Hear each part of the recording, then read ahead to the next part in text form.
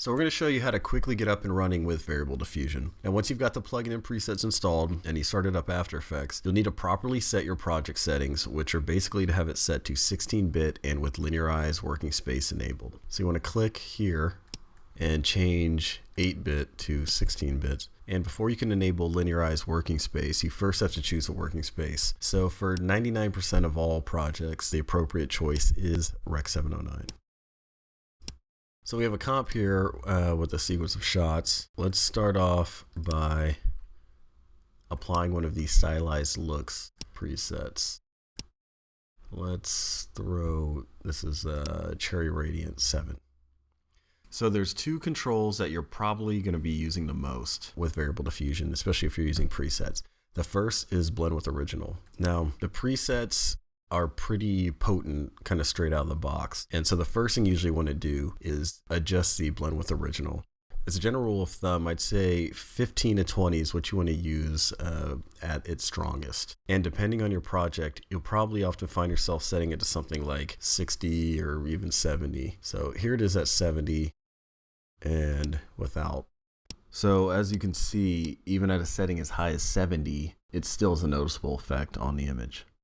For now, let's just set this back to 15. So midtone brightness, here, first I'll just show you what that does. There it is low, here it is high. Let me set it back. When using real glass diffusion filters, if there's very large bright areas in a frame, that often causes diffusion to spread out over much of the image, which will perceptually brighten the image overall. And cinematographers will often close down the T-stop or f-stop to bring the exposure down a little to match with the rest of the scene. The midtone brightness control can help in the same way, though for this shot it doesn't really matter because these bright areas really aren't that large. If you look at the presets again, these numbers after the names are the grades of the particular look, and the higher the number, usually the larger the halation. Here's Ott's Electro Earthy 1. Take a snapshot of that. And Ott's Electro Earthy 3. You can see the kind of magenta halation from the bright areas is much smaller in 1 versus 3.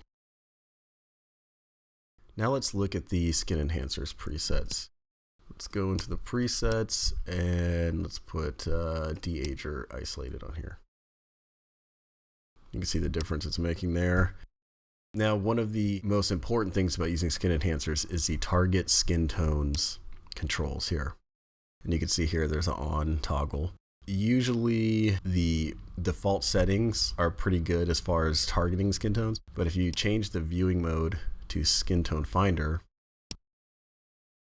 you can see here by changing fine skin brightness will affect the selection area. Let's change this to be a little broader than what it was, even though it'll include some of the hair. And there's fine skin hue, which again can help refine the selection.